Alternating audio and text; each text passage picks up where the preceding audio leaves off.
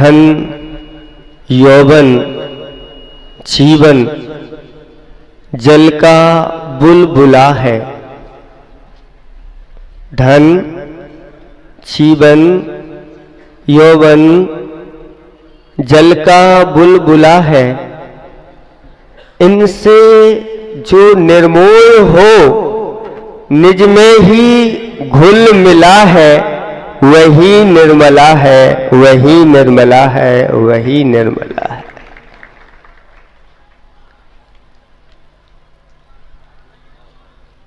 पंचाचार का वृक्ष जिनके आंगन में फूला फला है,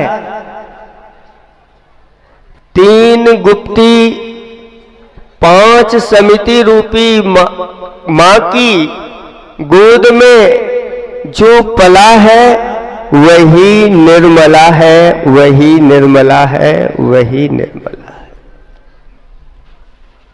मोह महाबला है, मोह महाबला है, और मोक्ष क्या कला है। जो रत्नत्रय मार्ग पर चला है, वही निर्मला है, वही निर्मला है, वही आज भगवान ने जो इस प्रकार का एक अंतरंग में संकल्प किया था कि स्वराज हमारा जन्म सिद्ध अधिकार है, आज उन्होंने अपने स्वराज्य को प्राप्त कर लिया। आज उन्होंने अपने शुद्ध आत्मा को प्राप्त कर लिया। अनादिकाल से हमारी जो आत्मा है, कर्मों से मलिन है। इसके कारण से बार बार हमें जन्म मरण करना पड़ रहा है। किसी ने बहुत अच्छी पंक्तियां लिखी हैं कि जन्म से मरण तक दौड़ता है आदमी, और दौड़ते ही दौड़ते दम तोड़ता है आदमी। अनादिकाल की ये दौड़ लगी है। आंख गीली, ओठ ठंडे और दिलों में आंधियां, 3 मौसम एक संग उड़ता है आदमी, और दौड़ते ही दौड़ते दम तोड़ता है आदमी। सुबह पलना शाम अर्थी, सुबह पलना शाम अर्थी, और खटिया दोपहर। सुबह पलना शाम अर्थी और खटिया दोपहर, 3 लकड़ी जीवन में तोड़ता है आदमी, दौड़ते ही दौड़ते दम तोड़ता है। 1 रोटी 2 लंगोटी, 4 गज कच्ची जमी। 1 रोटी 2 लंगोटी, 4 गज कच्ची जमी, 3 चीजें जिंदगी में जोड़ता है आदमी, और दौड़ते ही दौड़ते दम तोड़ता है आदमी। है यहां विश्वास कितना आदमी को मौत पर, है यहां विश्वास कितना आदमी को मौत पर। मौत के ही हाथों सब कुछ छोड़ता है आदमी, दौड़ते ही दौड़ते दम तोड़ता। सब कुछ यहीं पर छोड़ करके चला जाता है। ऐसे अनंतों बार इस जीव ने ये जन्म मरण के दुख उठाए हैं, इन कर्मों के वशीभूत होकर के। सुन रहे हैं आप लोग इधर उधर की, अब सारभूत बात सुन लो। अभी तो ये अपनी दुकान चला रहे थे, अब थोड़ी हमारी भी दुकान चल जाने दो। और भगवान ने उपदेश दिया कि हे भक्तात्माओं, ये पंच कल्याणक तो आपने कर लिए, क्या आप अपने पंच कल्याणक नहीं करवाओगे क्या? बोलो, आप चाहते हैं कि हमारे भी पंच कल्याणक हो जाएं और हम भी ऐसे ही निर्मल बन जाएं जैसे भगवान बन गए, और स्वराज्य हमारा जो जन्म सिद्ध अधिकार है, कर्मों ने जिसके ऊपर अपना कब्जा किया है, जीवन सार्थक हो जाए। तो आचार्य भगवंतों ने उपदेश दिया कि जो भव्यात्मा ऐसे भगवान के ये पंच कल्याणक के व्रत करता है, क्या करता है? पंच कल्याणक के व्रत होते हैं। गर्भ कल्याणक के 24 व्रत होते हैं, जन्म कल्याणक के 24 व्रत होते हैं, तप कल्याणक के 24 व्रत होते हैं, ज्ञान कल्याणक के 24 व्रत होते हैं, और मोक्ष कल्याणक के भी 24 व्रत होते हैं। कुल मिलाकर के 120 व्रत होते हैं, और जो एक एक साल में इनको करता है, एक साल गर्भ कल्याणक के, एक साल जन्म के, फिर एक एक करके ऐसे 5 साल में ये व्रत पूर्ण होते हैं। और जो उपवास के साथ इन व्रतों को करता है, यानी 5 साल में 120 उपवास करता है, वह बहुत जल्दी ऐसे पंच कल्याणकों को प्राप्त हो जाता है। कितने लोग इस तप को करना चाहते हैं? अगर आप लोग तैयार हो कि 5 साल में 120 उपवास करेंगे, प्रत्येक वर्ष में भगवान के गर्भ कल्याणक पढ़ेंगे, उन्हीं में ही ये उपवास करना, जन्म कल्याणक पढ़ेंगे उनमें करना, उनके कल्याणकों के समय में ये उपवास करना। अभी तो निर्जल की बात है, अगर उपवास नहीं कर पाते, जिनकी उपवास करने की क्षमता है, जल लेकर के भी उनके हो सकते हैं, वो भी जल उपवास माना जाता है। ये 5 अभी समझ में नहीं आ रही लोगों की, क्या कह रहे हैं? आवाज नहीं आ रही क्या आप लोगों को?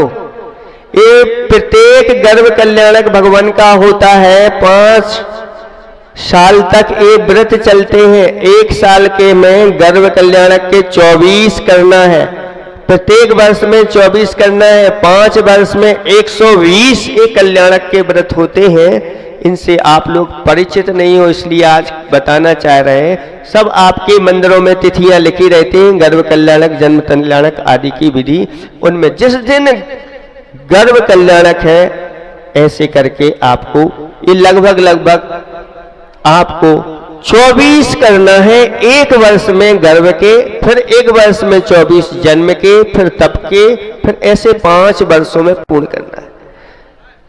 अगर अब इसके लिए तैयार नहीं है तो आचार्य भगवंतों ने कहा जगन्य विधि है, कम से कम 1 बार बैठ करके अच्छी तरह से एक आसन करके, द्वारा जल भी ग्रहण नहीं करना, 1 बार एक आसन करके ये 24 व्रत करेंगे, 120 व्रत करेंगे 5 वर्ष में। एक आसन करने के लिए कितने तैयार हैं? हाँ, बहुत अच्छा, आशीर्वाद आशीर्वाद। हाँ, पीछे वाले को तो कैसे आशीर्वाद देंगे, आगे आके आशीर्वाद लेते हैं, बहुत अच्छा। आज कम से कम इतने लोग, हाँ, जो है उन सबको आज आशीर्वाद है। और ये स्मृति के रूप में कि यहाँ पंच कल्याणक हुआ था पठारी में, और हमने पंच कल्याणक के व्रत अपने जीवन में किए थे, उन सबको हाँ आशीर्वाद आशीर्वाद सबके लिए। ये एक आसन करके तो सभी कर सकते हैं, कोई भी ऐसा नहीं जो एक आसन नहीं कर सकता, क्योंकि पर्युषण पर्व में तो लोग 10-10 उपवास भी कर लेते हैं।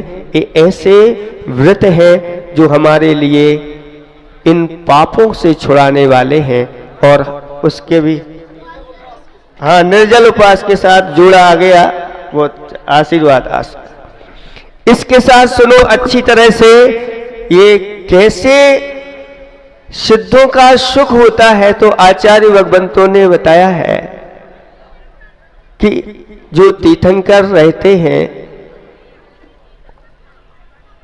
14वें गुण स्थान में जब पहुंच जाते हैं तो उपांत समय में 72 प्रकृतियां और अंत समय में 13 प्रकृतियां, ऐसे 85 प्रकृतियों का नाश करके सिद्धालय में एक समय में जाकर के विराजमान हो जाते हैं। और वहां का सुख ऐसा सुख होता है, कहते हैं जो चक्रवर्ती को सुख प्राप्त होते हैं। यहाँ पर चक्रवर्ती जानते हैं आप लोग कौन कहलाता है? 6 खंड का जो अधिपति होता है। अभी आपका जितना विश्व है वो अभी आर्य खंड की पूरी खोज नहीं है। ऐसे 6 खंड होते हैं भरत क्षेत्र में, उनका वह अधिपति होता है। और विजयाद पर्वत है, उस पर विद्याधर, उन सबका अधिपति होता है। 14 ऐसे रत्न होते हैं चक्रवर्ती के पास। एक एक रत्न की 1,000 देवता रक्षा करते हैं। 9 निधियां होती है, ऐसा खजाना, निधियां ने खजाना, कि उससे सभी प्रकार की भोगोपभोग सामग्री उन निधियों से प्राप्त हो जाती है। 6 खंड के जीव अगर उनसे जो चीज चाहना चाहिए वो प्राप्त हो जाती है। ऐसी निधियां देवो पुनीत वह निधियां होती है। 84 लाख हाथी और 18 करोड़ घोड़े और करोड़ों की संख्या में गोकुल होते हैं, गायों का समूह होता है, दशांग भोग होते हैं। ऐसे चक्रवर्ती को जो सुख 365 दिन के 360 रसोइया होते हैं, ऐसा सुनते हैं। 360 वैद्य होते हैं। एक एक दिन प्रतिदिन जो वैद्य चक्रवर्ती को देखता है, दूसरे दिन उसका 1 साल बाद लगभग नंबर आ जाता है। ऐसे सुख चक्रवर्ती को प्राप्त होते हैं। उस चक्रवर्ती से भी अनंत गुणे सुख जगन्न भोग भूमि वाले जीवों को होते हैं, क्योंकि ये तो कर्म भूमि का है, कर्म करना पड़ते हैं, फिर जाकर के इनकी उपलब्धि होती है। लेकिन जगन्न भोग उससे भी ज्यादा असंख्यात गुणे अनंत गुणे सुख जो मध्यम भोग भूमि वाले हैं, फिर उनसे भी अनंत गुणे सुख उत्तम भोग भूमि वाले जीवों को प्राप्त होते हैं। उसके बाद फिर भवनवासी व्यंतर ज्योतिष देवों के जो सुख होते हैं उनको होते हैं। फिर इनसे भी अनंत गुणे सुख ऊपर के स्वर्गों वाले जो इंद्रगण आदि होते हैं उनको सुख होते हैं। इनके बाद बढ़ते बढ़ते फिर उनसे भी अनंत गुणी सुख अहमिंद्रों को होते हैं। और बढ़ते बढ़ते क्रम से 9 ग्रेविक, 9 अनुदिश और फिर 5 अनुत्तर वालों को, और उनमें सर्व से ज्यादा अगर किसी के होते हैं तो सर्वार्थ सिद्धि के देवों को होते हैं। फिर आचार्य भगवंतों ने कहा इन सब का तो ये इंद्रिय सुख बताया है, लेकिन इनसे भी अनंत गुणा सुख जो साधु महाराज अपनी शुद्धात्मा में लीन हो जाते हैं और शुद्धोपयोग में लीन हो जाते हैं, उस समय उनके लिए जो सुख होता है वो सुख उनसे भी अनंत गुणा वह अतीन्द्रिय सुख होता है। फिर इससे भी अनंत गुणा सुख जिनको अनंत चतुष्टय की प्राप्ति हो गई उनको होता है। और इनसे भी बढ़कर के सुख जो सिद्ध परमेष्टि बन गए हैं उनके लिए उनसे भी अनंत गुणा सुख अव्यावात सुख की प्राप्ति होती है। वो आज भगवान को अव्यावात सुख की प्राप्ति हो गई। ऐसा जो व्यक्ति इस कलिकाल में ऐसा श्रद्धान करता है कि जो सिद्धों का सुख है वही सर्वश्रेष्ठ सुख है, तो ऐसा कहा कि वह भव्य है। भव्य की पहचान आज कौन बताएगा, क्योंकि ये तो भीतर की बात है, प्रत्यक्ष ज्ञानी ही बता सकते हैं। फिर भी इस पंचम काल में जो इस प्रकार की श्रद्धा करता है कि सर्वश्रेष्ठ सुख है तो वह सिद्ध परमेष्टि का है, तो उसके लिए भव्य संज्ञा दी गई। हे बब्बात्माओं, आप सब लोग इसी सुख को पाने के लिए पुरुषार्थ करो। ऐसा कहा गया है कि संतान को जन्म देना कोई बड़ी बात नहीं है। बड़ी बात तो जब होती है कि संतान को जन्म देने के बाद उसका अच्छी तरह से लालन पालन पोषण किया जाता है और उसको वृद्धिंगत किया जाता है और अच्छी तरह से सत संस्कारों से संस्कारित किया जाता है। जन्म दिया और संतान को यूं छोड़ दिया तो बोलो वो माता पिता अच्छे माने जाते हैं कि जो जन्म देने के बाद अच्छी तरह से उनकी वृद्धि करते हुए सत संस्कारित करते हुए और उन्हें पूर्ण संपूर्णता को प्राप्त कर देते हैं, वो माता पिता अच्छे हैं। बोलो हैं? तो जिन्होंने माता पिता विराजमान कर दी वो अच्छे हैं कि जो प्रतिमा विराजमान करके फिर भगवान का प्रतिदिन अभिषेक पूजन करेंगे वो अच्छे हैं। बोलो ऊपर बैठे हैं सभी लोगों ने अपने अपने घर से प्रतिमाएं विराजमान करी हैं। पठारी वालों का ये बहुत तीव्र पुण्य उदय आया है। अब ऐसा नहीं करना कि भैया हमने भगवान तो विराजमान कर दिए, अब पूजा पाठ कहाँ के लोग करेंगे? खुरई से आके यहाँ पूजा पाठ करेंगे क्या? जबलपुर से आकर के करेंगे क्या? भोपाल से आके पूजा पाठ करेंगे क्या? पठारी के करेंगे? आवाज आ रही कि नहीं महाराज पठारी के लोग ही करेंगे। तो जिनके यहाँ से जो भगवान विराजमान हुए हैं उन परिवार वालों को आकर के अच्छी तरह से एक बार अपने भगवान की अष्टद्रव्य से पूजा कर जाना।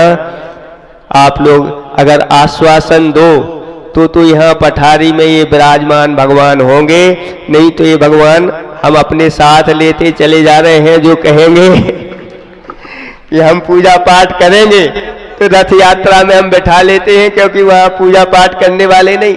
यहाँ पर हम सुनते हैं कि अभिषेक करते हैं, कलशा ढारो रे और भागो रे। याद रखना, सुनो, एक दिन की भगवान की पूजन का जो पुण्य है और जीवन भर की एक आपकी कमाई है।